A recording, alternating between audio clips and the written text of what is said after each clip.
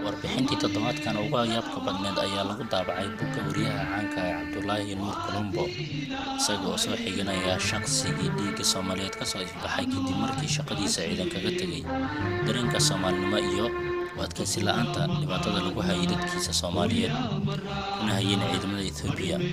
Wiilkan wuxuu ka mid ahaa ciidamadii Itoobiya ee soo galay gudaha dalka Soomaaliya 2006dii, wuxuuse la soo xiriiray uguna warbixiyay dhacdadii uu goobjoog u ahaa inta uu ka tirsanaa ciidamada iyo cadowga Soomaaliyeed. hadaladiisina waxaa ka mid ahaa sida tan: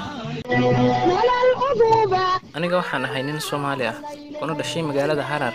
Waxaan wax ku bartay isla magaalada Harar, iyadoo markii aan waxbarashada dhammaystay aniga iyo 3 nin oo kale oo aan saaxiibo ahayn tababar 2 sanadood ah xagga ciidamada ah, gaar ahaan sirdoonka ku soo qaadanay magaalada la yiraahdo Awaasa oo 270 kiiloomitir kaga beegan dhinaca koonfureed. Sanadii 2006dii, ciidamo xagga sirdoonka ah oo Itoobiya ah oo la geeyay magaalada Baydhabo, si gaar ahna waxay shaqadeedu ahayd saraakiisha Itoobiya iyo madaxda Soomaalida inaan u kala turjumo. Guud ahaan Soomaalida ka mid ka ahayd ciidanka Itoobiya ee aan anigu ku arkay magaalada Baydhabo waxay dhammaayeen 12 nin. Marka aan dhowr bilood joogay ayaan waxaan arkay si aad u axan daran oo cadawtooyo ah in ciidamada Itoobiya ay ula dhaqmayaan dadka Soomaalida, rag, haween iyo caruur, ayna u laynayaan si aan kala sooc lahayn. Waxaan dareemay in cid u damqanaysa aysan jirin Soomaalida.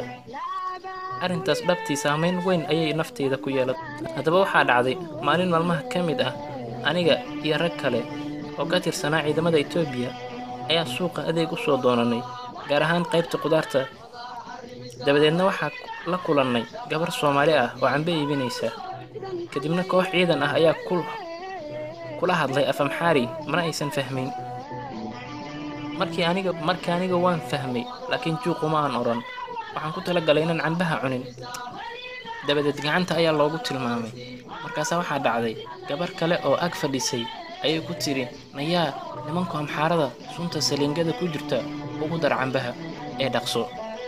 Dabadeedna markii aan fahmay ficilka wadaninimo ee gabdhaha ka muuqday, ayaan raggii aniga aan maaweeliin ugu dhaqaaqay si gabdhaha hawshooda u qabsadaan. Aniga oo raalli ka ahaa waxa ay gabdhaha Soomaaliyeed samaynayeen. Markii anigu waan fahmay, laakiin juuq uma oran. Waxaan ku talagalay inaan cambaha cunin. Kadibna markii cambihii askarta ay soo qaateen ayaa qaar ku dhinteen, kuwana ku xanuunsadeen. Kadibna intaan soo cararay ayaan gabdhihii iyo shacabkii kale oo agagaarka joogay u imid.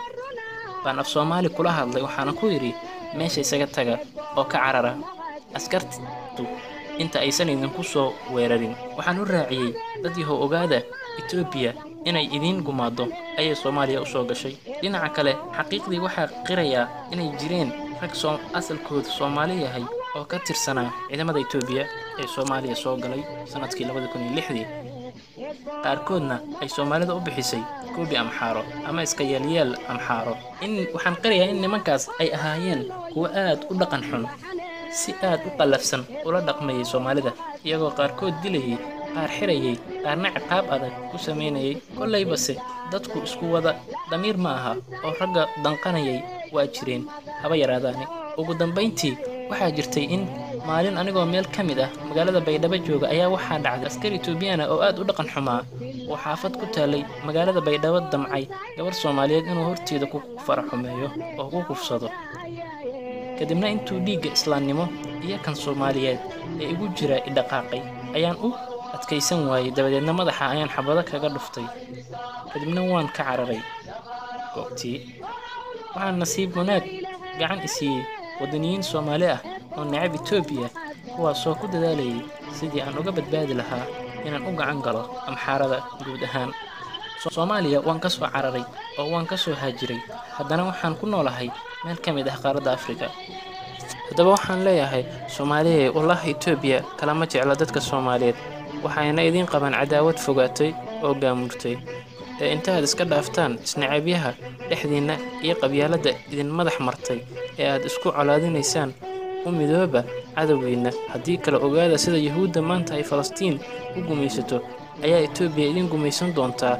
Waqtigaasina calaacal waxba tari maayo. shakhsi kasta oo Soomaaliya waxaa waajib ku ah inuu garab istaago dalkiisa iyo dadkiisa inta awoodiisa la eg tahay, cod dheer iyo mid gaaban intaba, gacan dheer iyo gacan gaaban intaba. intaas waxaan kusoo afmeerayaa warbixintii ama qormadii xiisaha lahayd ee lagu qoray bugga wariyaha caanka Cabdulaahi Nuur Colombo.